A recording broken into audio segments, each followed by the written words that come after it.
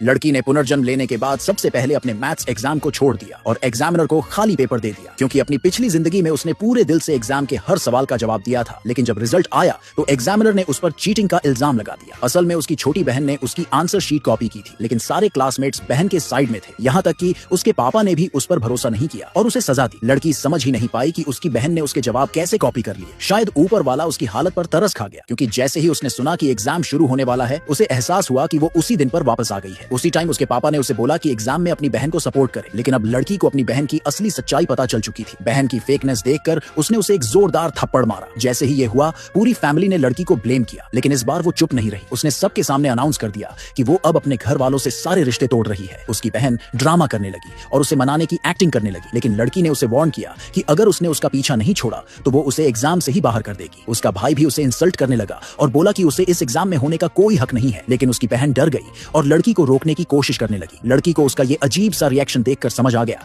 कि बहन ने पिछली बार चीटिंग करके ही जीत हासिल की थी। लड़की ने ठान लिया कि वो अब अपनी बहन से बदला जरूर लेगी। जब ऑफिशियल कंपटीशन शुरू हुआ तो पेपर दो पार्ट्स में डिवाइड था, पेपर ए और पेपर बी। अपनी बहन को कॉपी करने से रोकने के लिए लड़की ने जानबूझकर अपनी बहन से अलग पेपर सिलेक्ट किया और प्रॉब्लम सॉल्व करने के लिए एक यूनिक तरीका निकाला। लेकिन जैसे ही उसने ये किया, उसकी बहन ने भी वही पेपर सिलेक्ट कर लिया और लड़की की सॉल्विंग मेथड को सबके सामने एक्सप्लेन कर दिया। लड़की एकदम हैरान रह गई। अपनी बहन को खुश होते देख वो समझ ही नहीं पा रही थी कि उसकी बहन को उसकी सॉल्विंग मेथड कैसे पता चली। लड़की पूरी तरह से परेशान थी कि अब चीटिंग से कैसे बचा जाए। उसे लगा कि शायद वो अपनी किस्मत से भाग सके, इसलिए उसने सोच लिया कि वो खाली पेपर ही सबमिट करेगी। सब लोग शॉक में थे, लेकिन एग्जामिनर ने ऐसा करने से मना कर दिया। जब उसने देखा कि उसकी बहन पैनिक कर रही है और सवालों का जवाब नहीं दे पा रही, तो उसे थोड़ी सेटिस्फैक्शन मिली। डर के मारे कि लोग उसका मजाक ना उड़ाएं, बहन ने टॉयलेट जाने का बहाना बना लिया। एग्जामिनर ने अनाउंस किया कि सिर्फ 10 मिनट बाकी हैं। लड़की ने सोचा अब तो बहन कॉपी नहीं कर पाएगी, इसलिए वो जल्दी जल्दी अपने जवाब लिखने लगी। लेकिन जैसे ही उसे लगा कि सब कुछ सही लिखा है, उसकी बहन ने भी अपनी शीट जमा कर दी। लड़की फिर से हैरान रह गई। बहन ने कहा कि वो तो पहले ही वापस आ गई थी। एग्जामिनर ने जब उसकी शीट देखी तो वो इम्प्रेस हो गया और सारे क्लासमेट्स भी बहन की तारीफ करने लगे। लड़की को लगा कि वो फिर से उस गलत इल्जाम से नहीं बच पाएगी। बहन ने लड़की को उकसाया